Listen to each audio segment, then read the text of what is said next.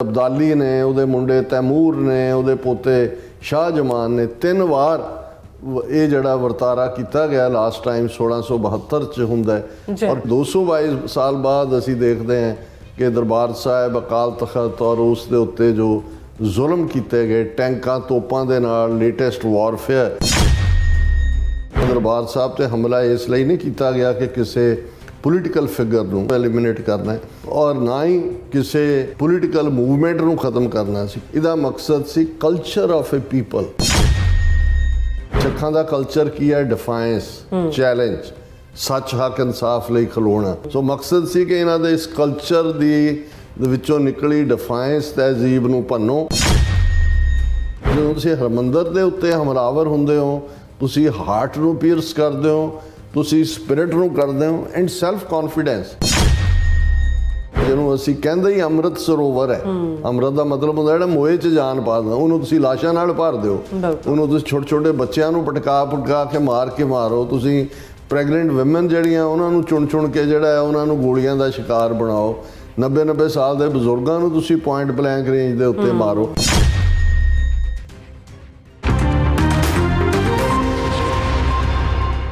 ਵਾਹਿਗੁਰੂ ਜੀ ਕਾ ਖਾਲਸਾ, ਵਾਹਿਗੁਰੂ ਜੀ ਕੀ ਫਤਿਹ। ਅਸਲਾਮ ਵਾਲੇਕਮ, ਆਦਾਬ, ਅਰਜ਼ ਮੈਂ ਤੁਹਾਡੀ ਹੋਸਟ ਨੀਲਮ ਕੌਰ ਮੈਂ ਟੀਵੀ ਫॉर ਸਾਰੇ ਦਰਸ਼ਕਾਂ ਤੇ ਸਰੋਤਿਆਂ ਨੂੰ ਜੀ ਆਇਆਂ ਕਹਿੰਦੀ ਆ। ਪ੍ਰੋਗਰਾਮ ਸੱਚਾ ਸੱਚ ਵਿੱਚ ਜਿਹੜੇ ਇਸ ਪ੍ਰੋਗਰਾਮ ਨਾਲ ਦੇਸ਼ਾਂ ਵਿਦੇਸ਼ਾਂ ਤੋਂ ਜੁੜ ਚੁੱਕੇ ਨੇ। ਖਾਲਸਾ ਅਫੇਅਰ ਸੈਂਟਰ ਦੇ ਸੰਚਾਲਕ ਡਾਕਟਰ ਅਮਰਜੀਤ ਸਿੰਘ ਜੀ ਸਟੂਡੀਓ 'ਚ ਮੇਰੇ ਨਾਲ ਸ਼ਾਮਿਲ ਨੇ। ਉਹਨਾਂ ਨਾਲ ਗੱਲਬਾਤ ਕਰਕੇ ਅੱਜ ਦੇ ਇਸ਼ੂਜ਼ ਪਰ ਉਹਨਾਂ ਤੋਂ ਉਹਨਾਂ ਦਾ ਤਬਸਰਾ ਜਾਣਦੇ ਹਾਂ। ਜੀ ਡਾਕਟਰ ਸਾਹਿਬ, ਵਾਹਿਗੁਰੂ ਜੀ ਕਾ ਖਾਲਸਾ, ਵਾਹਿਗੁਰੂ ਜੀ ਕੀ ਫਤਿਹ। ਹਾਂਜੀ ਨੀਲਮ ਕੌਰ ਜੀ, ਤੁਹਾਨੂੰ ਵੀ ਦੁਨੀਆ ਭਰ 'ਚ ਬੈਠੇ ਸਾਡੇ ਬਹੁਤ ਹੀ ਪਿਆਰੇ ਸੋਹਣੇ ਸਿਆਣੇ ਟੀਵੀ 84 ਦੇ ਵਿਊਅਰਸ ਨੂੰ ਵੀ ਵਾਹਿਗੁਰੂ ਜੀ ਕਾ ਖਾਲਸਾ, ਵਾਹਿਗੁਰੂ ਜੀ ਕੀ ਫਤਿਹ। ਸਾਡੇ ਬਹੁਤ ਹੀ ਪਿਆਰੇ ਮੁਸਲਮਾਨ ਭੈਣਾਂ ਭਰਾਵਾਂ ਨੂੰ ਅਸਲਾਮ ਅਲੈਕਮ। ਸਾਡੇ ਬਹੁਤ ਹੀ ਪਿਆਰੇ ਹਿੰਦੂ ਤਵੀਆਂ ਨੂੰ ਨਮੋ ਨਮੈ। ਗੰਗਾ ਜਮਨਾ ਤਹਿਜ਼ੀਬ ਪਿਆਰੇ ਇਸ ਲਈ ਕਿਉਂਕਿ 41 ਵਰੇ ਪਹਿਲਾਂ ਜਿਹੜਾ ਪਿਆਰ ਦਾ ਪ੍ਰਗਟਾਵਾ ਉਹਨਾਂ ਨੇ ਕੀਤਾ ਔਰ ਅੱਜ ਵੀ ਇੱਕ ਤਬਕਾ ਜਿਹੜਾ ਹਿੰਦੂ ਸਿੱਖ ਏਕਤਾ ਲਫ਼ਜ਼ ਕੂਕਦਾ ਹੈ, ਉਹਨਾਂ ਨੂੰ ਇਹ ਦੇਖਣਾ ਹੋਏਗਾ ਕਿ ਇਹ ਪਿਆਰ ਦੀਆਂ ਨਿਸ਼ਾਨੀਆਂ ਨੇ ਔਰ ਇਸ ਦੇ ਨਾਲ ਹੀ ਬਾਕੀ ਸਾਰੇ ਵੀਰਾਂ ਭੈਣਾਂ ਨੂੰ ਆਦਾਬ। ਜੀ ਡਾਕਟਰ ਸਾਹਿਬ, ਜੀ ਆਇਆਂ ਨੂੰ ਪ੍ਰੋਗਰਾਮ ਸੱਚਾ ਸੱਚ ਵਿੱਚ। ਬਹੁਤ ਸ਼ੁਕਰੀਆ ਜੀ ਡਾਕਟਰ ਸਾਹਿਬ, ਅੱਜ 3 ਜੂਨ 2025 20 ਜੇਠ ਨਾਨਕ ਸ਼ਾਹੀ ਸੰਮਤ 557 ਦਾ ਦਿਨ ਹੈ। ਤੇ ਡਾਕਟਰ ਸਾਹਿਬ, ਪ੍ਰੋਗਰਾਮ ਸ਼ੁਰੂ ਕਰਨ ਤੋਂ ਪਹਿਲਾਂ ਅਸੀਂ ਆਪਣੇ ਦਰਸ਼ਕਾਂ ਤੇ ਸਰੋਤਿਆਂ ਨੂੰ ਹਮੇਸ਼ਾ ਤਰ੍ਹਾਂ ਦੱਸਦੇ ਵਿਊਅਰਸ, ਜੇ ਤੁਸੀਂ ਹੱਕ, ਸੱਚ, ਇਨਸਾਫ ਤੇ ਪੈਰਾ ਦਿੰਦਾ ਇੱਕੋ ਇੱਕ ਚੈਨਲ ਟੀਵੀ 84 ਨੂੰ ਦੇਖਣਾ ਚਾਹੁੰਦੇ ਹੋ ਤਾਂ ਤੁਸੀਂ ਦੇਖ ਸਕਦੇ ਹੋ ਸਪੈਕਟਰਮ ਕੇਬਲ, ਆਰਸੀਐਨ ਕੇਬਲ, ਵੈਲਫਮ ਕੈਨੇਡਾ, roku, ਜਾਦੂ ਬਾਕਸ, ਸ਼ਾਵਾ, ਫੇਸਬੁੱਕ, ਟੀਵੀ 84 ਦੀ ਐਪ ਰਾਹੀਂ online streaming and IP box ਤੇ ਤੁਸੀਂ ਟੀਵੀ 84 ਨੂੰ ਦੇਖ ਸਕਦੇ ਹੋ। ਵਿਊਅਰਸ, ਜੇ ਤੁਸੀਂ ਟੀਵੀ 84 ਨਾਲ ਜੋ ਪ੍ਰੋਗਰਾਮ ਸੱਚੋ ਸੱਚ ਨਾਲ ਫੇਸਬੁੱਕ ਰਾਹੀਂ ਜੁੜੇ ਹੋ ਤਾਂ ਇਸ ਨੂੰ ਵੱਧ ਤੋਂ ਵੱਧ ਲਾਈਕ ਕਰੋ ਤੇ ਸ਼ੇਅਰ ਕਰੋ ਅਤੇ ਨਾਲ ਹੀ YouTube ਤੇ ਸਬਸਕ੍ਰਾਈਬ ਵੀ ਕਰੋ। ਇਹ ਵੀ ਦੱਸ ਦਿਓ ਕਿ ਤੁਸੀਂ ਟੀਵੀ 84 ਦੀ ਐਪ ਨੂੰ ਐਂਡਰੋਇਡ ਐਂਡ ਐਪ ਸਟੋਰ ਤੇ ਡਾਊਨਲੋਡ ਕਰਕੇ ਜੋ ਟੀਵੀ 84 ਦੀ ਲਾਈਵ ਸਟ੍ਰੀਮ ਹੈ ਇਸ ਨੂੰ ਤੁਸੀਂ 24 ਆਵਰਸ ਦੇਖ ਸਕਦੇ ਹੋ। ਸੋ ਵਿਊਅਰਸ, ਪ੍ਰੋਗਰਾਮ ਦੀ ਸ਼ੁਰੂਆਤ ਕਰਨ ਜਾ ਰਹੇ ਹਾਂ ਅੱਜ ਦੀ ਸਪਾਂਸਰਸ਼ਿਪ ਦੇ ਹਵਾਲੇ ਨਾਲ ਕਿ ਅੱਜ ਦੇ ਪ੍ਰੋਗਰਾਮ ਸੱਚੋ ਸੱਚ ਨੂੰ ਸਪਾਂਸਰ ਕੀਤਾ ਗਿਆ ਹੈ ਡਾਲਸ ਟੈਕਸਸ ਤੋਂ ਸਰਦਾਰ ਸੁਰਿੰਦਰ ਸਿੰਘ ਗਿੱਲ ਅਤੇ ਉਹਨਾਂ ਦੀ ਫੈਮਿਲੀ ਵੱਲੋਂ। ਸੋ ਇਹਨਾਂ ਨੇ ਟੀਵੀ 84 ਦੀ ਚੜ੍ਹਦੀ ਕਲਾ ਦੀ ਅਰਦਾਸ ਕੀਤੀ ਹੈ ਔਰ ਵੱਧ ਤੋਂ ਵੱਧ ਸਪੋਰਟ ਕਰਨ ਲਈ ਕਿਹਾ ਹੈ। ਸੋ ਅੱਜ ਦੀ ਸਪਾਂਸਰਸ਼ਿਪ ਲਈ ਅਸੀਂ ਸਰਦਾਰ ਸੁਰਿੰਦਰ ਸਿੰਘ ਗਿੱਲ ਜੀ ਅਤੇ ਉਹਨਾਂ ਦੀ ਫੈਮਿਲੀ ਦਾ ਤਹਿ ਦਿਲ ਤੋਂ ਧੰਨਵਾਦ ਕਰਦੇ ਹਾਂ। ਤੁਹਾਨੂੰ ਅਪੀਲ ਤੇ ਬੇਨਤੀ ਕਰਦੇ ਹਾਂ ਕਿ ਤੁਸੀਂ ਪ੍ਰੋਗਰਾਮ ਸੱਚੋ ਸੱਚ ਨੂੰ ਵੱਧ ਤੋਂ ਵੱਧ ਸਪਾਂਸਰ ਕਰੋ। ਸਪਾਂਸਰਸ਼ਿਪ ਲਈ ਤੁਸੀਂ ਕਾਲ ਕਰ ਸਕਦੇ ਹੋ ਸਾਡੇ ਫੋਨ ਨੰਬਰ ਤੇ 5166619184। ਸੇਮ ਨੰਬਰ ਤੇ WhatsApp ਕਰ ਸਕਦੇ ਹੋ, ਤੁਸੀਂ ਸਾਨੂੰ ਈਮੇਲ ਵੀ ਕਰ ਸਕਦੇ ਹੋ info@tv84.tv ਤੇ।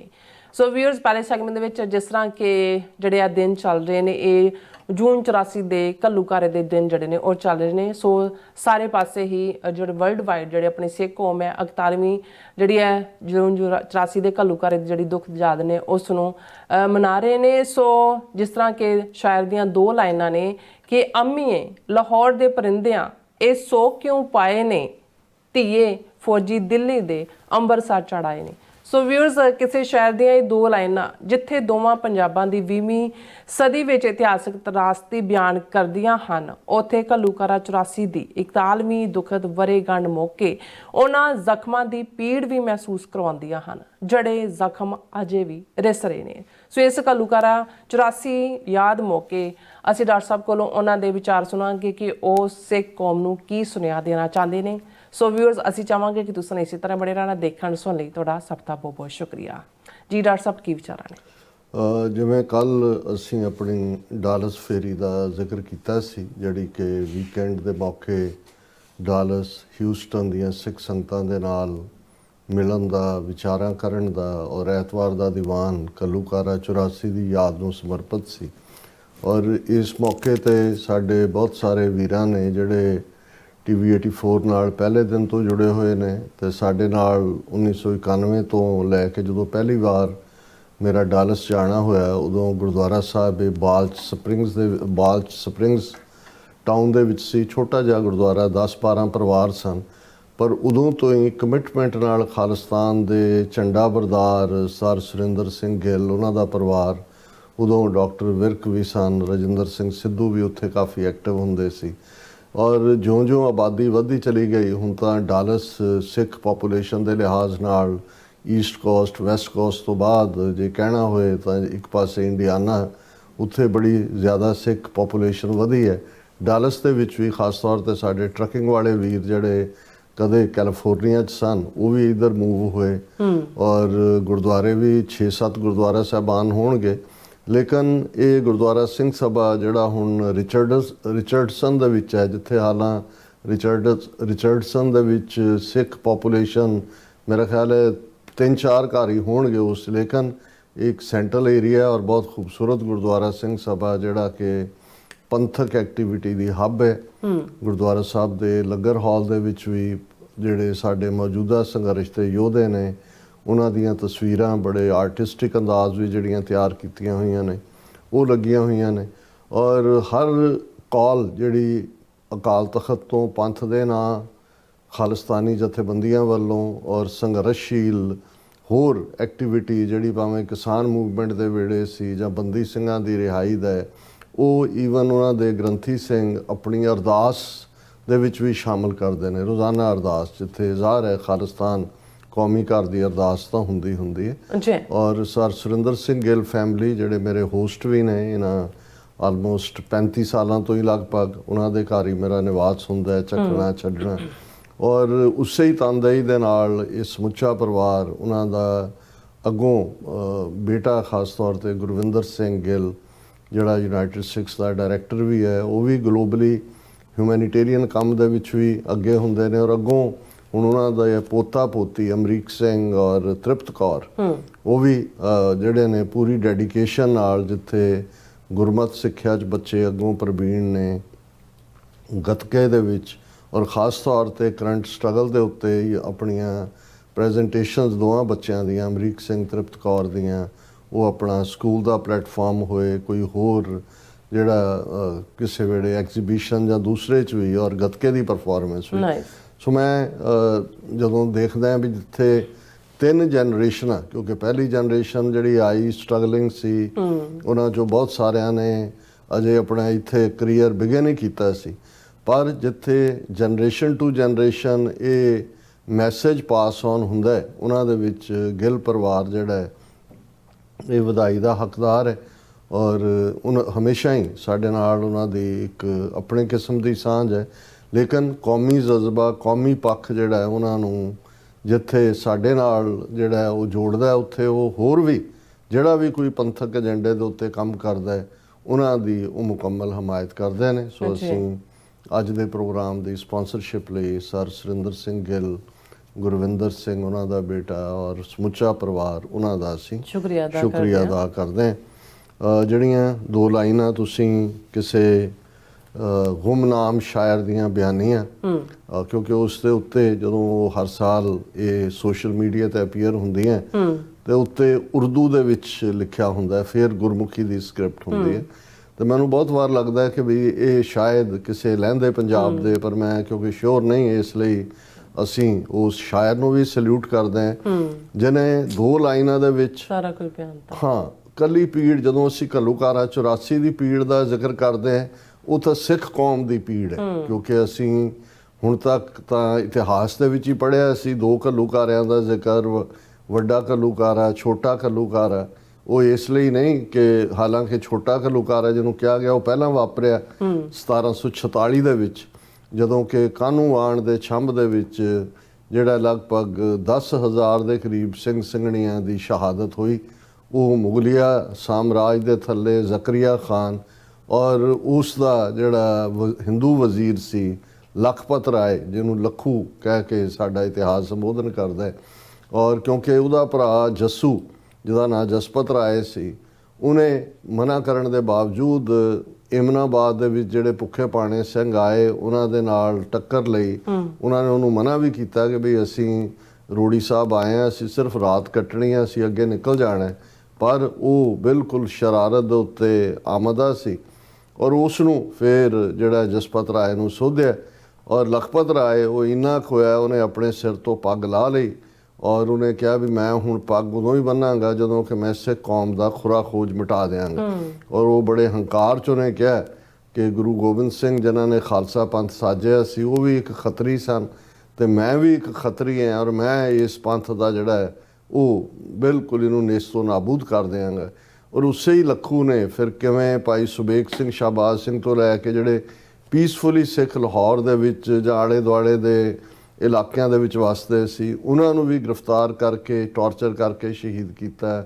ਸਿੱਖ ਬੀਬੀਆਂ ਨੂੰ ਗ੍ਰਿਫਤਾਰ ਕਰਕੇ ਜੇਲ੍ਹ 'ਚ ਲਿਆ ਕੇ ਜਦੋਂ ਅਸੀਂ ਇਹ ਨੇਜ਼ਿਆਂ 'ਤੇ ਟੰਗੇ ਗਏ ਔਰ ਸਵਾ ਮਨ ਦੇ ਪੀਸੇ, ਇਹ ਵੀ ਉਸ ਲੱਖੂ ਦੀਆਂ ਕਰਤੂਤਾਂ ਸੀ।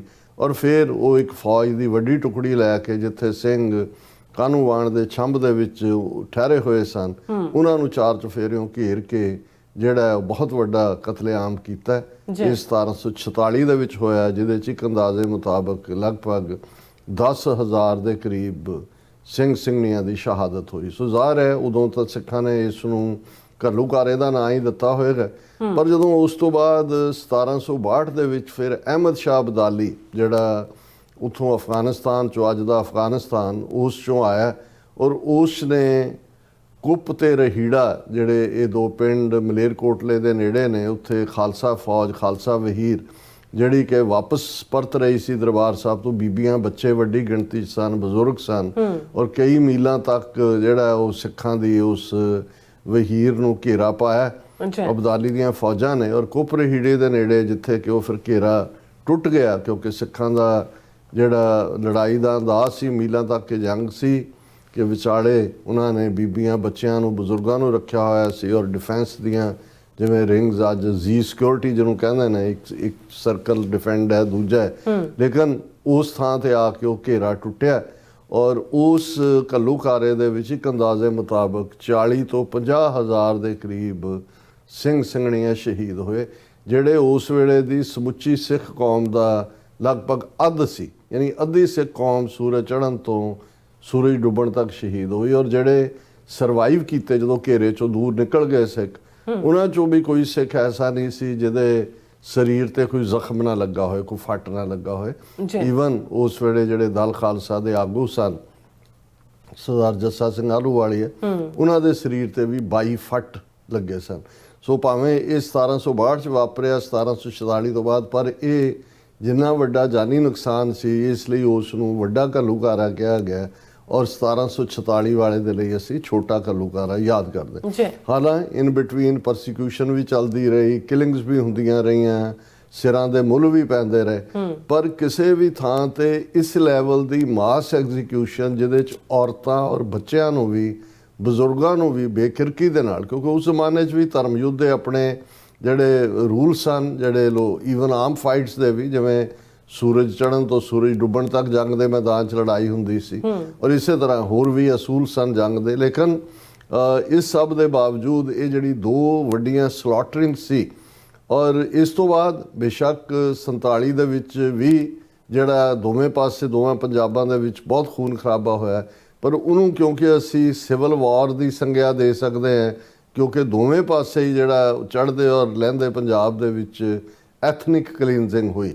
ਲਹਿੰਦੇ ਪੰਜਾਬ 'ਚ ਜਾਂ ਜਿਹੜਾ ਅੱਜ ਪਾਕਿਸਤਾਨ ਦਾ ਹਿੱਸਾ ਹੈ, ਬਾਕੀ ਇਲਾਕੇ ਵੀ North West Frontier Province, Khyber Pakhtunkhwa ਜਾਂ ਦੂਜੇ, ਉੱਥੋਂ ਸਿੱਖਾਂ ਹਿੰਦੂਆਂ ਨੂੰ ਮਾਰਿਆ ਗਿਆ, ਬਾਹਰ ਕੱਢਿਆ ਗਿਆ ਔਰ ਇੱਧਰ ਭਾਰਤੀ ਕਬਜ਼ੇ ਵਾਲੇ ਪੰਜਾਬ 'ਚੋਂ ਮੁਸਲਮਾਨਾਂ ਦੀ ਜਿਹੜੀ ਹੈ ਉਹ ਬਿਲਕੁਲ ਕਲੀਨਜ਼ਿੰਗ, ਐਥਨਿਕ ਕਲੀਨਜ਼ਿੰਗ ਕਰਕੇ ਇੱਕ ਮਲੇਰਕੋਟਲੇ ਨੂੰ ਛੱਡ ਕੇ ਬਾਕੀ ਸਾਰੇ ਪੰਜਾਬ 'ਚੋਂ ਜਿਹੜਾ ਮੁਸਲਮਾਨਾਂ ਨੂੰ ਮਾਰਿਆ ਗਿਆ ਔਰ ਉਹਨਾਂ ਨੂੰ ਉੱਥੋਂ ਉਜਾੜਿਆ ਜੀ। ਗਿਆ। ਸੋ ਇਹ ਕਿਉਂਕਿ ਦੋ ਤਰਫਾ ਇੱਕ ਕਿਸਮ ਦਾ ਪਾਗਲਪਨ ਸੀ, ਵਹਿਸ਼ੀਪੁਣਾ ਸੀ ਔਰ ਬਹੁਤ ਵੱਡੀ ਗਿਣਤੀ 'ਚ ਜਾਨੀ ਨੁਕਸਾਨ ਹੋਇਆ।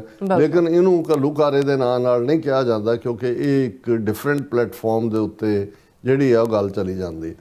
ਹੁਣ ਜੂਨ 84 ਔਰ ਉਹਨਾਂ ਦੋ ਘੱਲੂਘਾਰਿਆਂ ਦਾ ਜ਼ਿਕਰ ਕਰਦੇ ਆ। ਜਦੋਂ ਅਸੀਂ ਜੂਨ 84 ਦੇ ਘੱਲੂਘਾਰੇ ਦਾ ਜ਼ਿਕਰ ਕਰਦੇ ਆ 20ਵੀਂ ਸਦੀ 'ਚ ਇੱਕ ਉਸ ਮੁਲਕ ਦੀ ਹਕੂਮਤ ਵੱਲੋਂ ਜਿਹੜੀ ਆਪਣੀ ਆਪ ਨੂੰ ਸਭ ਤੋਂ ਵੱਡੀ ਜਮਹੂਰੀਅਤ ਕਹਾਉਂਦੀ ਹੈ ਔਰ ਉਸ ਦਾ ਪ੍ਰਾਈਮ ਜਿਹੜਾ ਨਿਸ਼ਾਨਾ ਉਹ ਸਿੱਖਾਂ ਦੇ ਪ੍ਰਾਣ ਪਿਆਰੇ ਹਰਮੰਦਰ ਸਾਹਿਬ, ਅਕਾਲ ਤਖਤ ਸਾਹਿਬ, 37 ਹੋਰ ਇਤਿਹਾਸਕ ਗੁਰਦੁਆਰੇ। ਹੁਣ ਤਾਂ ਇੱਕ ਲੰਬੀ ਲਿਸਟ ਗੁਰਦੁਆਰਿਆਂ ਦੀ ਸਾਰੇ ਮੀਡੀਆ 'ਚ ਸਰਕੂਲੇਟ ਕਰਦੀ ਹੈ ਜਿਹਦੇ 'ਚੋਂ ਗਿਣਤੀ ਕਿਤੇ 70 ਹੈ, ਕਿਤੇ 100 ਹੈ। ਪਰ ਮੈਂ ਕਿਉਂਕਿ ਇਹ ਨੰਬਰ ਜਦੋਂ ਸਰਕਾਰ ਨੇ ਵਾਈਟ ਪੇਪਰ ਜਾਰੀ ਕੀਤਾ ਤੇ ਉਸ ਦੇ ਜਵਾਬ ਦੇ ਵਿੱਚ ਜਿਹੜਾ ਕੀਤਾ, ਮੈਨੂੰ ਲੱਗਦਾ ਵੀ ਇਹ ਸ਼ਾਇਦ ਜਦੋਂ 37 ਲਫ਼ਜ਼ ਸੀ ਉਦੋਂ ਇਤਿਹਾਸਕ ਗੁਰਦੁਆਰੇ ਸੀ। ਹੁਣ ਇਹਨਾਂ ਜਿਸ ਲਿਸਟ ਦੇ ਵਿੱਚ ਦੂਸਰੇ ਵੱਡੇ ਗੁਰਦੁਆਰੇ ਵੀ ਨੇ, ਭਾਵੇਂ ਉਹ ਕੋਈ ਇਤਿਹਾਸਕ ਨਹੀਂ ਨੇ, ਲੇਕਿਨ ਇਸ ਲਈ ਇਹ ਲਿਸਟ ਬਹੁਤ ਲੰਬੀ ਹੈ ਔਰ ਇਹਦੇ 'ਚ ਈਵਨ ਹਰਿਆਣੇ ਦਾ ਮੰਜੀ ਸਾਹਿਬ, ਅੰਬਾਲਾ ਤੱਕ ਔਰ ਹਿਮਾਚਲ ਦੇ ਪੌਂਟਾ ਸਾਹਿਬ ਤੱਕ ਦੇ ਗੁਰਦੁਆਰਾ ਸਾਹਿਬ ਵੀ ਸ਼ਾਮਲ ਨੇ। ਹੁਣ ਜਿਸ ਸ਼ਾਇਰ ਨੇ ਦੋ ਲਾਈਨਾਂ ਕਹੀਆਂ ਉਸ ਨੇ ਬੇਜ਼ੁਬਾਨੇ ਪੰਛੀ, ਹੁਣ ਇੱਕ ਪਾਸੇ ਬਾਰਡਰਸ ਦੇ ਉੱਤੇ ਦੋਵੇਂ ਪਾਸੇ ਭਾਰਤ ਪਾਕਿਸਤਾਨ ਔਰ ਖ਼ਾਸ ਤੌਰ 'ਤੇ ਜਿਹੜਾ ਡਰਾਮਾ ਜਿਹੜਾ ਹੈ ਉਹ ਵਾਹਗਾ ਬਾਰਡਰ 'ਤੇ ਕੀਤਾ ਜਾਂਦਾ, ਰੋਜ਼ ਝੰਡਾ ਚੜ੍ਹਾਉਣ ਤੇ ਲਾਉਣ ਨੂੰ ਲੈ ਕੇ, ਉਹ ਗੁਜਰਾਤ ਦੇ ਬਾਰਡਰ 'ਤੇ ਨਹੀਂ ਕੀਤਾ ਜਾਂਦਾ, ਰਾਜਸਥਾਨ ਦੇ ਨਹੀਂ ਕੀਤਾ ਜਾਂਦਾ। ਪੰਜਾਬ ਨੂੰ ਹੀ 47 ਦੇ ਵਿੱਚ ਵੀ ਉਸ ਅੰਗਰੇਜ਼ੀ ਦਾ ਜਿਹੜਾ ਹੈ ਉਹ ਬੇਸ ਬਣਾਇਆ ਗਿਆ ਔਰ ਫਿਰ ਉਵੇਂ ਹੀ ਉਸ ਨਫ਼ਰਤ ਨੂੰ ਜਾਰੀ ਰੱਖਣ ਦੇ ਲਈ, ਜਾਰੀ ਰੱਖਦਿਆਂ ਇਸ ਕਿਸਮ ਦੀ ਨਫ਼ਰਤ ਅੱਜ ਤੱਕ ਵੀ ਤੋਰੀ ਹੋਈ ਹੈ। ਜੇ 2019 'ਚ ਗੁਰੂ ਨਾਨਕ ਸਾਹਿਬ ਦੇ 550 ਸਾਲਾ ਪ੍ਰਕਾਸ਼ ਪੁਰਬ ਮੌਕੇ ਕਰਤਾਰਪੁਰ ਲਾਂਘਾ ਖੁੱਲ੍ਹਦਾ ਹੈ ਤੇ ਅਸੀਂ ਦੇਖਦੇ ਹਾਂ ਕਿ ਉਹਨਾਂ ਸਾਂਝਾਂ ਨੂੰ ਵੀ ਕਿਵੇਂ ਤੋੜਨ ਦੀ ਕੋਸ਼ਿਸ਼ ਸੀ, ਇਹ ਕਹਿ ਕੇ ਉਸ ਵੇਲੇ ਦੇ DGP ਪੁਲਿਸ ਦਿਨਕਰ ਗੁਪਤਾ ਵੱਲੋਂ ਕਿ ਜੀ ਨਾ ਇਹ ਨਾ ਖੋਲ੍ਹਿਆ ਜਾਏ, ਇਹ ਤਾਂ ਸਵੇਰੇ ਉੱਥੇ ਜਾ ਕੇ ਸ਼ਾਮ ਨੂੰ ਅੱਤਵਾਦੀ ਬਣ ਕੇ ਵਾਪਸ ਮੁੜਨਗੇ। ਔਰ ਕੋਈ ਇਸ ਗੱਲ ਦੀ ਹੈਰਾਨੀ ਨਹੀਂ ਕਿ ਜਦੋਂ ਅਸੀਂ ਇਹ ਕਰਤਾਰਪੁਰ ਕੋਰੀਡੋਰ ਖੁੱਲ੍ਹਣ ਤੋਂ ਬਾਅਦ ਦੋਵੇਂ ਪੰਜਾਬਾਂ ਦੇ ਲੋਕਾਂ ਦਾ ਆਪਸ 'ਚ ਮਿਲਣਾ, ਖ਼ਾਸ ਤੌਰ 'ਤੇ ਜਿਹੜੇ 70 ਵਰ੍ਹੇ ਪਹਿਲਾਂ ਦੇ ਵਿਛੜੇ ਸਨ, ਇੱਧਰੋਂ ਉੱਧਰ ਕਰਤਾਰਪੁਰ ਇੱਕ ਮੀਟਿੰਗ ਪਲੇਸ ਬਣਿਆ। ਕਿੰਨੀਆਂ ਹਿਊਮਨ ਇੰਟਰਸਟ ਸਟੋਰੀਜ਼ ਹੈ, ਨਹੀਂ ਦਰਦਨਾਕ ਸਟੋਰੀਜ਼। ਭੈਣ ਇੱਧਰ ਹੈ, ਭਰਾ ਉੱਧਰ ਹੈ, ਉਹ ਮੁਸਲਮਾਨ ਹੋ ਗਿਆ ਜਾਂ ਉਹ ਸਿੱਖ ਹੋ ਗਏ, ਇਵੇਂ ਦੀਆਂ ਕਹਾਣੀਆਂ। ਔਰ ਲੇਕਿਨ ਇਸ ਸਾਰੇ 'ਚੋਂ ਇੱਕ ਗੱਲ ਜਿਹੜੀ ਜ਼ਾਹਰਾ ਤੌਰ 'ਤੇ ਸੀ ਕਿ ਭਾਈ ਅਸੀਂ ਕਿਸੇ ਦੇ ਜਾਲ ਵਿੱਚ ਫਸ ਗਏ, ਅਸੀਂ ਕਿਸੇ ਦੀ ਗੇਮ ਵਿੱਚ ਫਸ ਗਏ। ਔਰ ਇੱਕ ਪਾਸੇ ਉਹ ਸਭ ਦੇ ਬਾਵਜੂਦ ਪਾਕਿਸਤਾਨ ਨੇ ਕਰਤਾਰਪੁਰ ਸਾਹਿਬ ਦੇ ਕੋਰੀਡੋਰ ਨੂੰ ਬੰਦ ਨਹੀਂ ਕੀਤਾ, ਲੇਕਿਨ ਭਾਰਤ ਨੇ ਨਾ ਇਸ ਵਾਰ ਗੁਰੂ ਅਰਜਨ ਸਾਹਿਬ ਦੇ ਸ਼ਹੀਦੀ ਪੁਰਬ ਮੌਕੇ ਜੱਥਾ ਭੇਜਿਆ ਔਰ ਕਰਤਾਰਪੁਰ ਸਾਹਿਬ ਜਾਣ ਤੋਂ ਰੋਕ ਦਿੱਤਾ ਗਿਆ ਕਿਉਂਕਿ ਇਹ ਸਭ ਤੋਂ ਵੱਡੀ ਘਬਰਾਹਟ ਉਹਨਾਂ ਦੇ ਲਈ ਬਣ ਗਈ, ਇਹਨਾਂ ਦੋਨਾਂ ਪੰਜਾਬਾਂ ਦੀ ਸਾਂਝ। ਸੋ ਇਹ ਜਦੋਂ ਉਹ ਪੰਛੀ ਜਿਨ੍ਹਾਂ ਨੇ ਕੋਈ ਵੀਜ਼ਾ ਨਹੀਂ ਲੈਣਾ ਹੈ, ਉਹਨਾਂ ਨੇ ਕੋਈ ਤਾਰ ਨਹੀਂ ਟੱਪਣੀ ਹੈ ਜਾਂ ਤਾਰ ਤੇ ਉਹਨਾਂ ਨੇ ਰੋਕਿਆ ਨਹੀਂ ਜਾਣਾ। ਹੁਣ ਇਹ ਜਿਹੜੀ ਇੱਕ ਪੀੜ ਹੈ ਕਿ ਜਿਹੜੀ ਪੀੜ ਸਿੱਖ ਕੌਮ ਜੂਨ 84 ਦੇ ਪਹਿਲੇ ਹਫ਼ਤੇ ਜਿਹੜੀ ਆ ਉਹ ਘੱਲੂਘਾਰੇ ਦੇ ਰੂਪ 'ਚ ਜਿਹੜੀ ਉਹਦੇ ਉੱਤੇ ਇੱਕ ਪੂਰਾ ਜਿਹੜਾ ਉਹ ਇੱਕ ਹਮਲਾ ਫੁੱਲ ਸਕੇਲ ਫੌਜੀ ਅਟੈਕ ਹੁੰਦਾ ਹੈ, ਉੱਥੇ ਲਾਹੌਰ ਦੇ ਪਰਿੰਦੇ ਵੀ ਜਿਹੜੇ ਨੇ ਅਫਸੋਸੇ ਨੇ ਕਿ ਭਾਈ ਔਰ ਇੱਕ ਲਾਈਨ ਕਿ ਦਿੱਲੀ ਦੇ ਫੌਜੀ ਅੰਮ੍ਰਿਤਸਰ ਚੜ੍ਹ ਆਏ। ਹੁਣ ਇਹ ਸਿੰਬੋਲਿਜ਼ਮ ਆਪਣੇ ਆਪ 'ਚ ਬਹੁਤ ਇੰਪੋਰਟੈਂਟ ਹੁੰਦਾ ਹੈ ਔਰ ਅਸੀਂ ਸਮਝਦੇ ਹਾਂ ਕਿ ਇਸ ਪੀਰੀਅਡ ਦੇ ਮੌਕੇ ਜਦੋਂ ਕਿ 8, 9, 10 ਮਈ ਨੂੰ 7, 8, 9, 10 ਮਈ ਨੂੰ ਭਾਰਤ ਨੇ ਜਿਹੜੀ ਹੈ ਉਹ ਦਿਲਵਦੀ ਕਰਨੀ ਚਾਹੀ ਪਾਕਿਸਤਾਨ ਦੇ ਖਿਲਾਫ ਔਰ ਜਿਸ ਅੰਦਾਜ਼ ਦੇ ਵਿੱਚ ਸਿੱਖ ਕੌਮ ਨੇ ਆਪਣਾ ਬਰਾਬਰ ਸਟੈਂਡ ਵੀ ਲਿਆ ਔਰ ਅੱਜ ਤੀਸਰੀ ਧਿਰ ਵਜੋਂ ਅਸੀਂ ਆਪਣੇ ਹੱਕਾਂ ਦੀ ਐਡਵੋਕੇਸੀ ਕਰ ਰਹੇ ਹਾਂ। ਕਾਸ਼ 47 ਦੌਰ ਦੇ ਵਿੱਚ ਅਸੀਂ ਇਹਨਾਂ ਹਿੰਦੂ ਤਵੀਆਂ ਦੀ ਗੰਦੀ ਖੇਡ ਨੂੰ ਸਮਝ ਸਕਦੇ। ਉਹ ਬੇਸ਼ੱਕ ਉਸ ਜ਼ਮਾਨੇ 'ਚ ਸਾਵਰਕਰ ਜਾਂ ਗੋਲਵਲਕਰ ਇਹਨਾਂ ਹਿੰਦੂ ਤਵੀਆਂ ਦਾ ਜਿਹੜੇ ਤਾਂ ਸਿੱਖਾਂ, ਬੋਧੀਆਂ, ਜੈਨੀਆਂ ਨੂੰ ਹਿੰਦੂ ਧਰਮ ਦਾ ਅੰਗ ਦੱਸ ਕੇ ਲਵ ਐਮਬਰੇਸ ਦੇ ਨਾਲ ਹੀ ਮਾਰ ਰਹੇ ਸੀ ਤੇ ਦੂਸਰੇ ਪਾਸੇ ਨਹਿਰੂ, ਗਾਂਧੀ, ਪਟੇਲ ਵਰਗੇ ਲੋਕ ਜਿਨ੍ਹਾਂ ਨੇ ਸੈਕੂਲਰਿਜ਼ਮ ਦਾ ਲਬਾਦਾ ਪਾਇਆ ਹੋਇਆ ਸੀ, ਉਸ ਲਬਾਦੇ ਥੱਲੇ ਲੁਕਿਆ ਸ਼ੁੱਧ ਹਿੰਦੂ, ਜਿਸ ਦਾ ਪ੍ਰਗਟਾਵਾ ਅਸੀਂ ਫਿਰ 10 ਅਕਤੂਬਰ 1947 ਨੂੰ ਦੇਖਦੇ ਹਾਂ, ਜਦੋਂ ਸਿੱਖਾਂ ਨੂੰ ਜ਼ਰਾਇਮ ਪੇਸ਼ਾ ਕਬੀਲਾ ਐਲਾਨਿਆ ਜਾਂਦਾ ਹੈ। ਔਰ 37 ਸਾਲ 47 ਤੋਂ 84 ਤੱਕ ਅੱਡ-ਅੱਡ ਤੌਰ ਤਰੀਕਿਆਂ ਦੇ ਨਾਲ ਉਹਨਾਂ ਨੇ ਸਿੱਖਾਂ ਨੂੰ ਸਬਕ ਸਿਖਾਉਣ ਦੇ ਲਈ, ਆਪਣੇ 'ਚ ਜਜ਼ਬ ਕਰਨ ਦੇ ਲਈ, ਉਹਨਾਂ ਦੇ ਗੋਡੇ ਟਿਕਾਉਣ ਦੇ ਲਈ ਹਰ ਸੰਭਵ ਯਤਨ ਕੀਤਾ।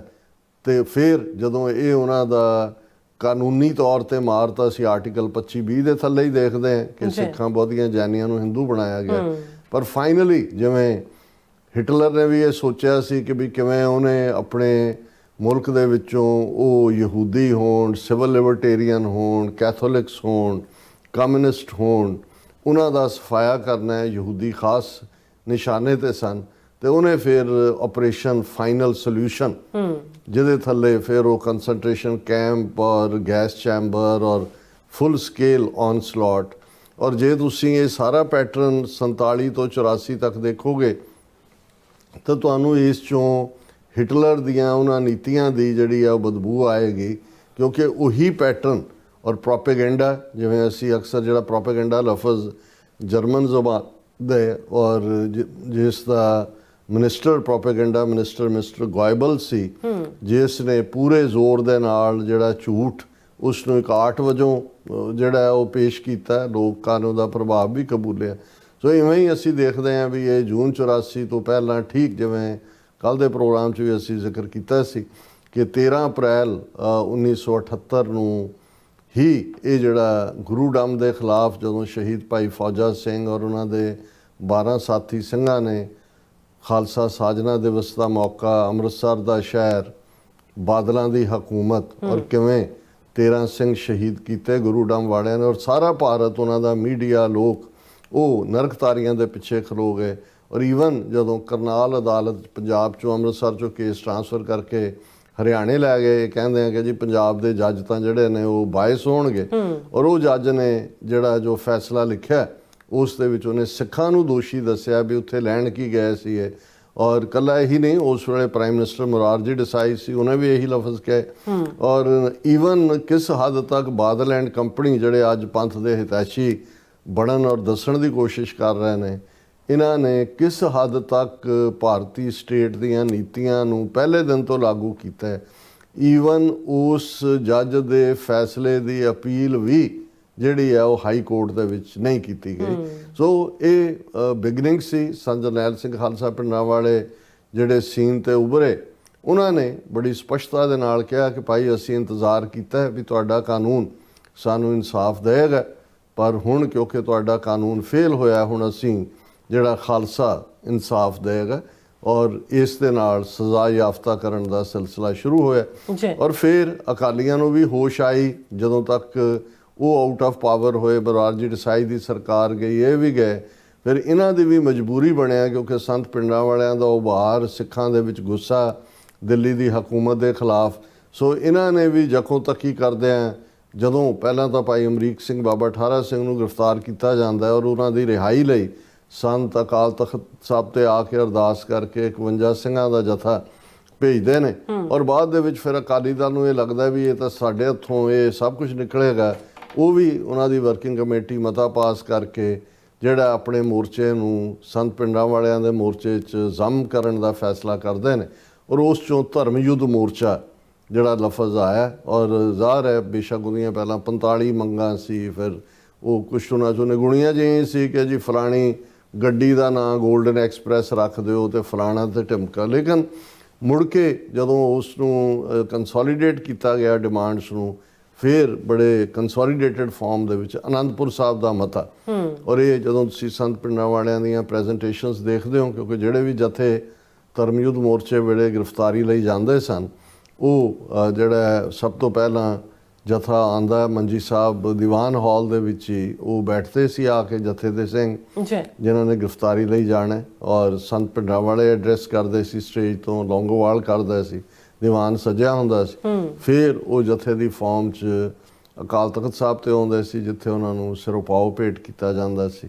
ਫਿਰ ਦਰਬਾਰ ਸਾਹਿਬ ਦੇ ਦਰਸ਼ਨ ਕਰਕੇ ਬਾਹਰ ਮੰਜੀ ਸਾਹਿਬ ਵਾਲੇ ਰਸਤੇ ਰਾਹੀਂ ਅੰਮ੍ਰਿਤਸਰ ਕੋਤਵਾਲੀ, ਜਿਹੜੀ ਬਿਲਕੁਲ ਥੋੜ੍ਹੇ ਜਿਹੇ ਡਿਸਟੈਂਸ 'ਤੇ ਹੈ, ਜਲਿਆਂਵਾਲਾ ਬਾਗ ਦੀ ਗਲੀ ਕ੍ਰਾਸ ਕਰਕੇ, ਹੁਣ ਤਾਂ ਉੱਥੇ ਹੋਰ ਸਾਰੀ ਕੰਸਟਰਕਸ਼ਨ ਕਰਵਾ ਦਿੱਤੀ ਉੱਥੇ ਉਹਨਾਂ ਦੀ ਗ੍ਰਿਫਤਾਰੀ ਪਾਈ ਜਾਂਦੀ ਸੀ ਤੇ ਬੱਸਾਂ 'ਚ ਬਿਠਾ ਕੇ ਜਿਹੜਾ ਹੈ ਉਹ ਕਿਸੇ ਨੂੰ ਫਿਰੋਜ਼ਪੁਰ ਜੇਲ੍ਹ, ਕਿਸੇ ਨੂੰ ਦੂਸਰੇ। ਔਰ ਮੇਰੇ ਲਈ ਵੀ ਇਹ ਖੁਸ਼ੀ ਔਰ ਮਾਣ ਵਾਲੀ ਗੱਲ ਰਹੀ ਕਿ ਅਕਤੂਬਰ 1983 ਦੇ ਵਿੱਚ 51 ਸਿੰਘਾਂ ਦਾ ਇੱਕ ਜਥਾ ਲੀਡ ਕਰਕੇ ਧਰਮਯੁੱਧ ਮੋਰਚੇ ਦੇ ਵਿੱਚ ਗ੍ਰਿਫਤਾਰੀ ਦੇਣ ਦਾ ਸਬਬ ਬਣਿਆ, ਕੁਛ ਵਕਤ ਫਿਰੋਜ਼ਪੁਰ ਜੇਲ੍ਹ 'ਚ ਗੁਜ਼ਾਰਨ ਦਾ ਮੌਕਾ। ਔਰ ਉਹਨਾਂ ਮੂਮੈਂਟਸ ਨੂੰ ਜਦੋਂ ਤੁਸੀਂ ਯਾਦ ਕਰਦੇ ਹੋ, ਇਕੱਲੀ ਇਹ ਨਹੀਂ ਕਿ ਮੰਜੀ ਸਾਹਿਬ ਦੇ ਵਿੱਚ ਕਿਵੇਂ ਹਜ਼ਾਰਾਂ ਸਿੰਘਾਂ ਸਿੰਘਣੀਆਂ ਦਾ ਇਕੱਠ ਹੁੰਦਾ ਸੀ, ਕਿਵੇਂ ਸੰਤ ਪਿੰਡਾਂ ਵਾਲੇ ਜਦੋਂ ਗੁਰੂ ਨਾਨਕ ਨਿਵਾਸ ਤੋਂ ਨਿਕਲ ਕੇ ਮੰਜੀ ਸਾਹਿਬ ਦੀਵਾਨ ਹਾਲ ਤੱਕ ਆਉਂਦੇ ਸੀ, ਉਹਨਾਂ ਦੀ ਇੱਕ ਗਲਿੰਪਸ ਦੇਖਣ ਦੇ ਲਈ, ਇੱਕ ਨਜ਼ਰ ਦੇਖਣ ਦੇ ਲਈ ਸੰਗਤਾਂ ਦੇ ਕਿਵੇਂ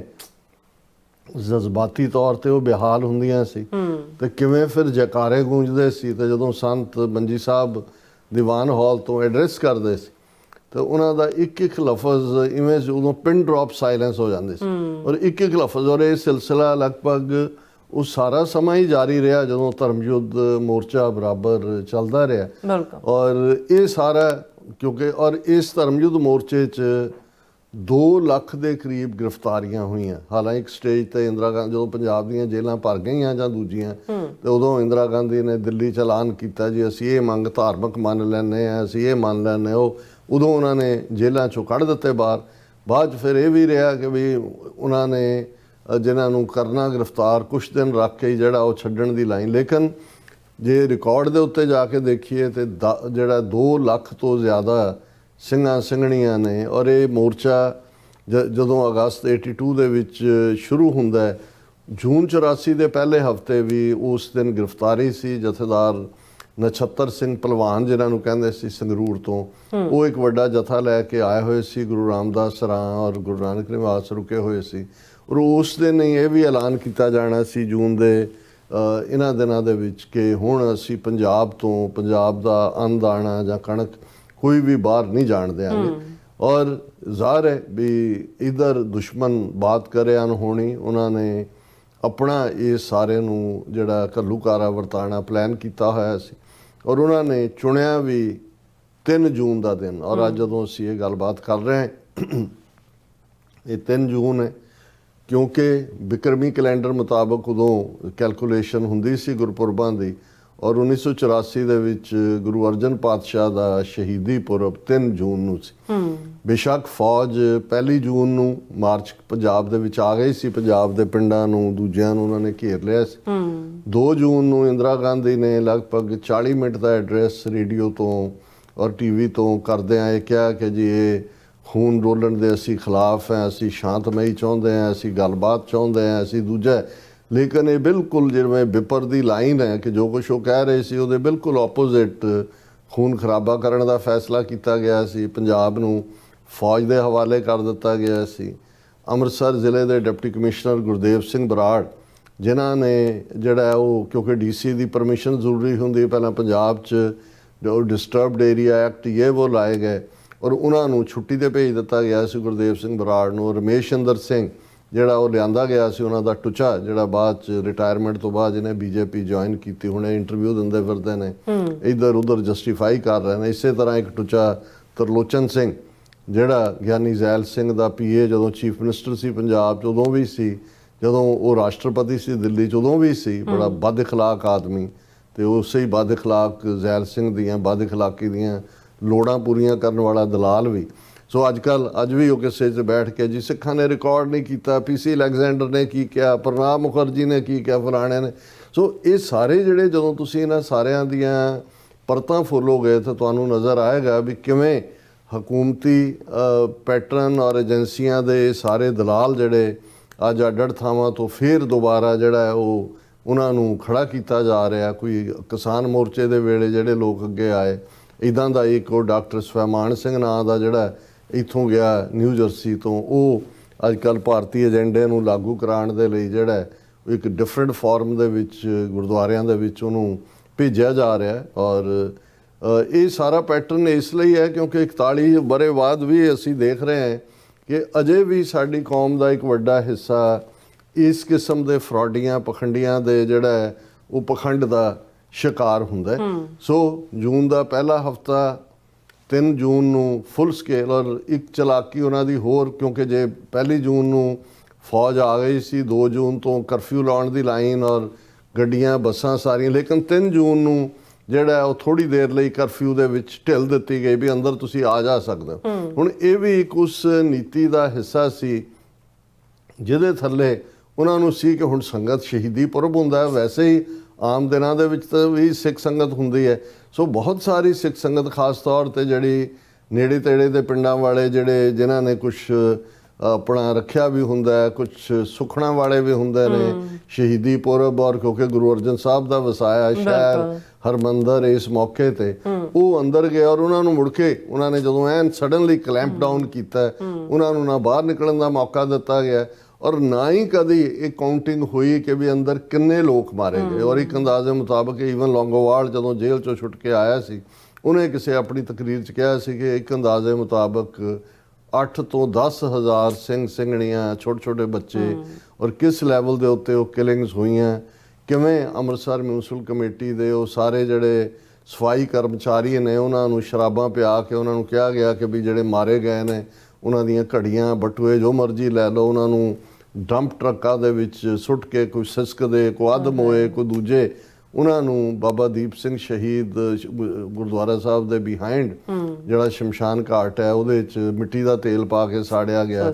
ਹੋਰ ਕਿੱਥੇ ਕੀ ਕੀਤਾ ਗਿਆ ਇਹ ਵੱਖਰੀ ਕਹਾਣੀ ਹੈ, ਪਰ ਇਸ ਸਾਰੇ ਨੂੰ ਜਦੋਂ ਅਸੀਂ ਦੇਖਦੇ ਹਾਂ ਤੇ ਇਸ ਦੇ ਉੱਤੇ 2 ਗੱਲਾਂ ਬੜੀਆਂ ਸਪਸ਼ਟ ਨੇ। ਇੱਕ ਜਿਹੜੀ ਇੱਕ ਪਹਿਲੀ ਕਿਤਾਬ ਉਸ ਇੱਕ ਬੀਬੀ ਐਕੈਡੈਮਿਸ਼ੀਅਨ ਵੱਲੋਂ ਜਿਹੜੀ ਯੂਕੇ ਬੇਸਡ ਸੀ, ਔਰ ਜੋਇਸ ਪੈਡੀਗਰੂ, ਇਹ ਆਇਰਿਸ਼ ਮੂਲ ਦੀ ਬੀਬੀ ਸੀ, ਇਹਦਾ ਇੱਕ ਸਿੱਖ ਨਾਲ ਵਿਆਹ ਹੋਇਆ ਸੀ। ਔਰ ਜੋਇਸ ਪੈਡੀਗਰੂ ਇੱਕੋ ਇੱਕ ਸ਼ਾਇਦ ਵੈਸਟਰਨ ਐਕੈਡੈਮਿਸ਼ੀਅਨ ਹੈ ਜਿਹਨੇ ਡਾਇਰੈਕਟਲੀ ਸੰਤ ਪਿੰਡਾਂ ਵਾਲਿਆਂ ਨੂੰ ਜਿਹੜਾ ਇੰਟਰਵਿਊ ਵੀ ਕੀਤਾ ਸੀ, ਉਸ ਪੀਰੀਅਡ ਦੇ ਵਿੱਚ ਗਈ ਔਰ ਉਸ ਦੀ ਕਿਤਾਬ ਵੀ ਬਾਅਦ ਦੇ ਵਿੱਚ ਆਈ। ਉਹਨੇ ਐਂਥਰੋਪੋਲੋਜਿਸਟ ਸੀ। ਜੋਇਸ ਪੈਡੀਗਰੂ ਤੋਂ ਬਾਅਦ ਜਿਹੜਾ ਦੂਸਰਾ ਕ੍ਰੈਡੀਬਲ ਵਰਕ ਉਦੋਂ ਸਿੱਖ ਸੰਘਰਸ਼ ਸ਼ੁਰੂ ਹੋ ਗਿਆ ਸੀ ਖਾਲਿਸਤਾਨ ਦਾ 84 ਤੋਂ ਬਾਅਦ, ਉਹ ਡਾਕਟਰ ਸਿੰਥੀਆ ਕੈਪਲੇ ਮਹਿਮੂਦ ਜਿਨ੍ਹਾਂ ਦਾ ਮੈਂ ਜ਼ਿਕਰ ਕਰਦਾ, ਉਹ ਵੀ ਐਂਥਰੋਪੋਲੋਜਿਸਟ ਸੀ, ਜਿਨ੍ਹਾਂ ਨੇ ਫਿਰ fighting for faith and nation dialogues with Sikh militants ਲਿਖੀ। ਔਰ ਜੋਇਸ ਪੈਡੀਗਰੂ ਨੇ ਇਸ ਘੱਲੂਘਾਰੇ ਬਾਰੇ ਕੀ ਕਿਹਾ ਹੈ, ਇਹ ਜੇ ਸਮਝ ਆ ਜਾਏ ਤਾਂ ਫਿਰ ਸਾਡਿਆਂ ਨੂੰ ਵੀ ਸਮਝ ਆ ਜਾਏਗਾ ਕਿ ਇਹ ਮਹਿਜ਼ ਨਾ ਤਾਂ ਲਾ ਐਂਡ ਆਰਡਰ ਪ੍ਰੋਬਲਮ ਸੀ, ਨਾ ਸਾਨੂੰ ਇਹ ਜਸਟੀਫਾਈ ਕਰਨ ਦੀ ਲੋੜ ਹੈ ਕਿ ਜੀ ਪਾਣੀ ਕਿਉਂ ਨਹੀਂ ਕੱਟਿਆ, ਬਿਜਲੀ ਕਿਉਂ ਨਹੀਂ ਕੱਟੀ, ਫਲਾਣਾ ਕਿਉਂ ਨਹੀਂ ਹੋਇਆ, ਕੱਲਾ ਦਰਬਾਰ ਸਾਹਿਬ ਤੇ ਸੰਤ ਸੀ ਪਰ ਬਾਕੀਆਂ ਦੇ ਕਿਉਂ ਹਮਲੇ। ਇਹਨਾਂ ਦਲੀਲਾਂ ਦਾ ਕੋਈ ਮਤਲਬ ਨਹੀਂ ਰਹਿ ਜਾਂਦਾ। ਜੋਇਸ ਪੈਡੀਗਰੂ ਨੇ ਕਿਹਾ, The army went into Darbar Sahib not to eliminate a political figure or a political movement, but to suppress the culture of a people, to attack their heart, to strike a blow at their spirit and self-confidence. ਉਹਨੇ ਕਿਹਾ ਕਿ ਵੀ ਇਹ ਫੌਜ ਜਿਹੜੀ ਹੈ ਜਾਂ ਦਰਬਾਰ ਸਾਹਿਬ ਤੇ ਹਮਲਾ ਇਸ ਲਈ ਨਹੀਂ ਕੀਤਾ ਗਿਆ ਕਿ ਕਿਸੇ ਪੋਲੀਟੀਕਲ ਫਿਗਰ ਨੂੰ, ਜ਼ਾਹਰ ਹੈ ਸੰਤ ਪਿੰਡਾਂ ਵਾਲੇ ਵੀ ਉਹਨਾਂ ਨੂੰ ਐਲੀਮੀਨੇਟ ਕਰਨਾ ਹੈ, ਔਰ ਨਾ ਹੀ ਕਿਸੇ ਪੋਲੀਟੀਕਲ ਮੂਵਮੈਂਟ ਨੂੰ ਖਤਮ ਕਰਨ ਦੇ ਲਈ ਕਿ ਜੀ ਉਹਨਾਂ ਨੇ ਉਹ ਜਿਹੜਾ ਕੋਈ ਸਿਆਸੀ ਮੋਰਚੇ ਨੂੰ ਖਤਮ ਕਰਨਾ ਸੀ, ਪਰ ਇਹਦਾ ਮਕਸਦ ਸੀ ਕਲਚਰ ਆਫ ਏ ਪੀਪਲ। ਹੁਣ ਸਿੱਖਾਂ ਦਾ ਕਲਚਰ ਕੀ ਹੈ? ਡਿਫਾਈਂਸ, ਚੈਲੰਜ, ਸੱਚ ਹੱਕ ਇਨਸਾਫ ਲਈ ਖਲੋਣਾ, ਮੋਰਚੇ, ਉਹਦਾ ਸੈਂਟਰ ਅਕਾਲ ਤਖਤ ਦਰਬਾਰ ਸਾਹਿਬ। ਇਹਨਾਂ 3 ਸਦੀਆਂ 'ਚ 4 ਸਦੀਆਂ ਜਦੋਂ ਤੋਂ ਅਕਾਲ ਤਖਤ ਹੋਂਦ 'ਚ ਆਇਆ, ਅਕਾਲ ਤਖਤ ਸੱਚ ਹੱਕ ਇਨਸਾਫ ਦਾ ਪਹਿਰੇਦਾਰ। ਸੋ ਇਹ ਸਾਡੀ ਤਹਿਜ਼ੀਬ ਹੈ, ਸਾਡਾ ਕਲਚਰ ਹੈ। ਸੋ ਮਕਸਦ ਸੀ ਕਿ ਇਹਨਾਂ ਦੇ ਇਸ ਕਲਚਰ ਦੇ ਵਿੱਚੋਂ ਨਿਕਲੀ ਡਿਫਾਈਂਸ ਤਹਿਜ਼ੀਬ ਨੂੰ ਭੰਨੋ, to suppress the culture of a people, to attack their heart. ਹੁਣ ਹਰਿਮੰਦਰ ਸਾਹਿਬ ਜਿਸ ਦੇ ਦਰਸ਼ਨ ਦੀਦਾਰ ਦੇ ਲਈ ਹਰ ਸਿੱਖ 2 ਵੇਲੇ ਅਰਦਾਸ ਕਰਦਾ ਹੈ, ਇਹ ਸਾਡਾ ਦਿਲ ਹੈ ਵੀ ਦਿਲ ਦੇ ਉੱਤੇ ਪੀਰਸ ਕਰੋ। ਜਦੋਂ ਦਿਲ ਨਾ ਰਹੇ ਤਾਂ ਹੋਂਦ ਹੀ ਨਹੀਂ ਰਹਿੰਦੀ ਕਿਸੇ ਕੌਮ ਦਾ। ਜਦੋਂ ਤੁਸੀਂ ਉਹਦਾ ਜਿਹੜਾ ਹਾਰਟ ਹੈ ਉਹਨੂੰ ਤੁਸੀਂ ਅੰਡਰ ਅਟੈਕ ਲਿਆਂਦੇ ਹੋ, to strike a blow at their spirit. ਸਾਡੀ ਸਪਿਰਿਟ ਉੱਥੋਂ ਨਿਕਲਦੀ ਹੈ।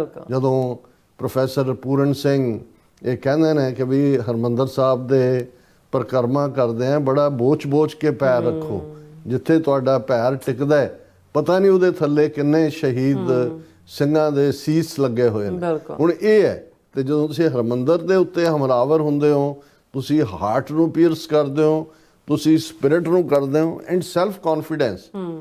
ਤੁਸੀਂ ਉਹਨਾਂ ਦੀ ਕੌਮ ਦਾ ਸਵੈਮਾਨ ਸਵੈ ਭਰੋਸਾ ਹੈ, ਜਿੱਥੋਂ ਸਾਰੀ ਤਾਕਤ ਨਿਕਲਦੀ ਹੈ, ਜਿਹਨੂੰ ਅਸੀਂ ਕਹਿੰਦੇ ਹੀ ਅੰਮ੍ਰਿਤ ਸਰੋਵਰ ਹੈ। ਅੰਮ੍ਰਿਤ ਦਾ ਮਤਲਬ ਹੁੰਦਾ ਜਿਹੜਾ ਮੋਏ 'ਚ ਜਾਨ ਪਾ ਦਿੰਦਾ, ਉਹਨੂੰ ਤੁਸੀਂ ਲਾਸ਼ਾਂ ਨਾਲ ਭਰ ਦਿਓ, ਉਹਨੂੰ ਤੁਸੀਂ ਛੋਟੇ ਛੋਟੇ ਬੱਚਿਆਂ ਨੂੰ ਪਟਕਾ ਕੇ ਮਾਰੋ, ਤੁਸੀਂ ਪ੍ਰੈਗਨੈਂਟ ਵਿਮਨ ਜਿਹੜੀਆਂ ਉਹਨਾਂ ਨੂੰ ਚੁਣ ਕੇ ਜਿਹੜਾ ਹੈ ਉਹਨਾਂ ਨੂੰ ਗੋਲੀਆਂ ਦਾ ਸ਼ਿਕਾਰ ਬਣਾਓ, 90 ਸਾਲ ਦੇ ਬਜ਼ੁਰਗਾਂ ਨੂੰ ਤੁਸੀਂ ਪੁਆਇੰਟ ਬਲੈਂਕ ਰੇਂਜ ਦੇ ਉੱਤੇ ਮਾਰੋ। ਔਰ ਇਹ ਸਾਰਿਆਂ ਨੂੰ ਪਤਵੰਤ ਸਿੰਘ ਜਿਹੜੇ ਸਿੱਖ ਹਿਸਟੋਰੀਅਨ ਹੋਏ ਨੇ, ਔਰ ਉਹਨਾਂ ਦੀ ਕਿਤਾਬ ਦਾ ਸਿੱਖਸ ਆਪਣੇ ਆਪ ਦੇ ਵਿੱਚ ਕਾਫੀ ਜਿਹੜੀ ਹੈ ਉਹ ਅਸਰਦਾਰ ਕਿਤਾਬ ਹੈ। ਔਰ ਉਹਦੇ 'ਤੇ ਉਹਨਾਂ ਨੇ ਕਿਹਾ ਕਿ ਵੀ ਜਦੋਂ ਅਸੀਂ ਇਹ ਸਾਰਿਆਂ ਨੂੰ ਦੇਖਦੇ ਤੇ ਉਹਨਾਂ ਦਾ ਪਤਵੰਤ ਸਿੰਘ ਦੀ ਕੋਟ ਹੈ ਕਿ ਵੀ ਅਸੀਂ ਇਸ ਗੱਲ ਦਾ ਧਿਆਨ ਦੇਖੀਏ ਕਿ it took blood and sweat of multiple generation of Sikhs to build Darbar Sahib. Multiple generation ਕਿ ਦਰਬਾਰ ਸਾਹਿਬ ਮਹਿਜ਼ ਇੱਕ ਸੋਨੇ ਦੇ ਪੱਤਰਿਆਂ ਵਾਲਾ ਕੋਈ ਟਿਕਾਣਾ ਨਹੀਂ ਹੈ। ਸੋਨਾ ਤਾਂ ਟਨਾਂ ਦੇ ਹਿਸਾਬ ਨਾਲ ਇਹਨਾਂ ਦੇ ਹਿੰਦੂ ਮੰਦਰਾਂ 'ਚ ਵੀ ਪਿਆ ਹੋਇਆ ਹੈ, ਲੇਕਿਨ ਗੱਲ ਇਹ ਉਹ ਹੈ ਕਿ ਮਲਟੀਪਲ ਸਿੱਖਾਂ ਦੀਆਂ ਕਿੰਨੀਆਂ ਜਨਰੇਸ਼ਨਸ ਨੇ ਆਪਣਾ ਖੂਨ ਪਸੀਨਾ ਵਗਾਇਆ ਇਸ ਦਰਬਾਰ ਸਾਹਿਬ ਨੂੰ ਬਣਾਉਣ ਲਈ, to defend it and to rebuild it. ਸਾਡੇ ਲਈ ਇਹ ਨਹੀਂ ਹੈ ਕਿ ਵੀ ਇਹ ਜਿਹੜਾ ਹੈ ਉਹ ਪੋਲਿਊਟ ਹੋ ਗਿਆ ਔਰ ਫਿਰ ਨਹੀਂ। ਸਾਡੇ ਲਈ ਤਾਂ ਜਦੋਂ ਜੇ ਅਬਦਾਲੀ ਨੇ, ਉਹਦੇ ਮੁੰਡੇ ਤੈਮੂਰ ਨੇ, ਉਹਦੇ ਪੋਤੇ ਸ਼ਾਹ ਜਮਾਨ ਨੇ 3 ਵਾਰ ਇਹ ਜਿਹੜਾ ਵਰਤਾਰਾ ਕੀਤਾ ਗਿਆ ਲਾਸਟ ਟਾਈਮ 1672 'ਚ ਹੁੰਦਾ ਹੈ। ਔਰ ਠੀਕ 222 ਸਾਲ ਬਾਅਦ ਉਹ 18th ਸੈਂਚੁਰੀ ਸੀ ਜਦੋਂ ਦਰਬਾਰ ਸਾਹਿਬ ਅਕਾਲ ਤਖਤ ਲੈਵਲ ਕਰਕੇ ਜਿਹੜਾ ਉਹਦੇ 'ਚ ਸਰੋਵਰ ਦੇ ਵਿੱਚ ਡੰਗਰ ਮਾਰ ਕੇ ਜਿਹੜੇ ਨੇ ਉਹ ਸੁੱਟੇ ਜਾਂਦੇ ਸੀ, ਪੂਰ ਦਿੱਤਾ ਜਾਂਦਾ ਸੀ, ਪਰ ਉਹ ਤਾਂ ਹਮਲਾਵਰ ਸਨ, ਗੈਰ ਸਨ।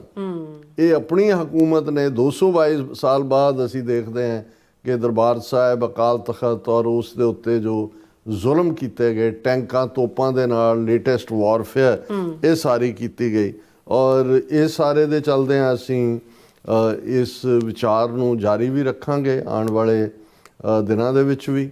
ਔਰ ਇਸ ਦੇ ਉੱਤੇ ਮੈਂ ਇਹ ਵੀ ਦੱਸਦੇ ਹਾਂ ਕਿ ਵੀ ਅਮਰੀਕਨ ਸਿੱਖ ਕਾਕਸ ਕਮੇਟੀ ਵੱਲੋਂ ਜਿਹੜਾ ਅਮਰੀਕਨ ਸੈਨੇਟ ਦੇ ਵਿੱਚ ਅਰਦਾਸ ਜਿਹੜੀ ਘੱਲੂਘਾਰਾ 84 ਦੇ ਸ਼ਹੀਦਾਂ ਦੀ ਯਾਦ ਨੂੰ ਵੀ ਸਮਰਪਿਤ ਹੈ। ਔਰ ਇਹ ਜਿਹੜਾ ਹੈ ਇਹ ਜਿਹੜੀ ਸਿੱਖ ਕਾਕਸ ਹੈ, ਇਹਨਾਂ ਦੇ ਇਹ ਜਿਹੜੀ ਅਨਾਉਂਸਮੈਂਟ ਹੈ, 2 ਕਾਂਗਰਸਮੈਨ, ਇੱਕ ਕਾਂਗਰਸਮੈਨ, ਕਾਂਗਰਸਵੂਮਨ, ਕਾਂਗਰਸਮੈਨ ਡੇਵਿਡ ਵੈਲੇਡੀਓ, ਇਹ ਕੋ-ਚੇਅਰ ਨੇ ਅਮਰੀਕਨ ਸਿੱਖ ਕਾਂਗਰੈਸ਼ਨਲ ਕਾਕਸ ਦੇ ਰਿਪਬਲਿਕਨ ਪਾਰਟੀ ਵੱਲੋਂ, ਤੇ ਕਾਂਗਰਸ ਵੈਮਨ ਮੈਰੀ ਗੇ ਸਕੈਲਟਨ, ਇਹ ਕੋ-ਚੇਅਰ ਨੇ ਅਮਰੀਕਨ ਸਿੱਖ ਕਾਂਗਰੈਸ਼ਨਲ ਕਾਕਸ ਦੇ ਡੈਮੋਕ੍ਰੇਟਾਂ ਵੱਲੋਂ। 6 ਜੂਨ ਫਰਾਈਡੇ ਜਿਹੜਾ ਹੈ ਉਹ 9 ਵਜੇ ਹਾਊਸ ਦੇ ਵਿੱਚ, US ਹਾਊਸ ਦੇ ਵਿੱਚ ਅਰਦਾਸ ਹੋਏਗੀ, ਜਿਹੜੀ ਜ਼ਾਹਰ ਹੈ ਜੂਨ 84 ਦੇ ਸ਼ਹੀਦਾਂ ਦੀ ਯਾਦ ਨੂੰ ਸਮਰਪਿਤ। ਫਿਰ 9:30 ਤੋਂ 11:30 ਤੱਕ ਰਿਫਲੈਕਸ਼ਨ, ਮਤਲਬ ਇਹ ਹੈ ਕਿ ਵੀ ਕੀ ਵਾਪਰਿਆ, ਕਿੱਥੋਂ ਅਸੀਂ ਕੀ, ਉਹਦੇ 'ਚ ਅੱਡ ਕਾਂਗਰਸਮੈਨ ਵੀ ਆ ਕੇ ਆਪਣੀ ਪ੍ਰੈਜੈਂਟੇਸ਼ਨ ਦਿੰਦੇ ਨੇ, ਸਿੱਖ ਲੀਡਰਸ਼ਿਪ ਵੀ ਆਉਂਦੀ ਹੈ, ਔਰ ਡਾਕਟਰ ਇਕਦਾਰ ਕਰਾਮਤ ਚੀਮਾ UK ਤੋਂ, ਉਹ ਵੀ ਉਸ ਦੇ ਵਿੱਚ ਹਾਜ਼ਰੀ ਭਰਨਗੇ। ਸੋ ਅਸੀਂ ਇਹ ਅਪੀਲ ਵੀ ਕਰਾਂਗੇ ਕਿ ਵੀ ਇਸ ਜਿਹੜੇ ਖਾਸ ਤੌਰ 'ਤੇ ਵਾਸ਼ਿੰਗਟਨ DC ਈਸਟ ਕੋਸਟ ਦੇ ਸਿੱਖ ਵੀਰ ਭੈਣਾਂ ਪਹੁੰਚ ਸਕਦੇ ਨੇ, ਉਹ ਉਸ ਦੇ ਵਿੱਚ ਸ਼ਮੂਲੀਅਤ ਜ਼ਰੂਰ ਕਰਨ। ਜੀ ਡਾਕਟਰ ਸਾਹਿਬ ਤੁਹਾਡਾ ਬਹੁਤ ਬਹੁਤ ਸ਼ੁਕਰੀਆ। ਸੋ ਇੱਥੇ ਲੈਣੇ ਬ੍ਰੇਕ ਤੇ ਜਾਣ ਤੋਂ ਪਹਿਲਾਂ ਅਸੀਂ ਦਰਸ਼ਕਾਂ ਤੇ ਸਰੋਤਿਆਂ ਨੂੰ ਅਪੀਲ ਤੇ ਬੇਨਤੀ ਕਰਦੀ, ਵਿਊਅਰਸ, ਜਿਸ ਤਰ੍ਹਾਂ ਕਿ ਤੁਸੀਂ ਜਾਣਦੇ ਹੋ ਕਿ TV 84 ਇੱਕ ਪੰਥਕ ਚੈਨਲ ਹੈ ਔਰ TV 84 ਦੀ ਚੜ੍ਹਦੀ ਕਲਾ ਲਈ ਵੱਧ ਤੋਂ ਵੱਧ ਡੋਨੇਟ ਕਰੋ। ਡੋਨੇਟ ਕਰਨ ਲਈ ਸਾਡੀ ਵੈਬਸਾਈਟ tv84.tv ਤੇ ਜਾ ਕੇ PayPal ਦੀ ਵਰਤੋਂ ਕਰਕੇ 1 ਟਾਈਮ ਡੋਨੇਟ ਕਰ ਸਕਦੇ ਹੋ, ਮੰਥਲੀ ਡੋਨੇਟ ਵੀ ਕਰ ਸਕਦੇ ਹੋ।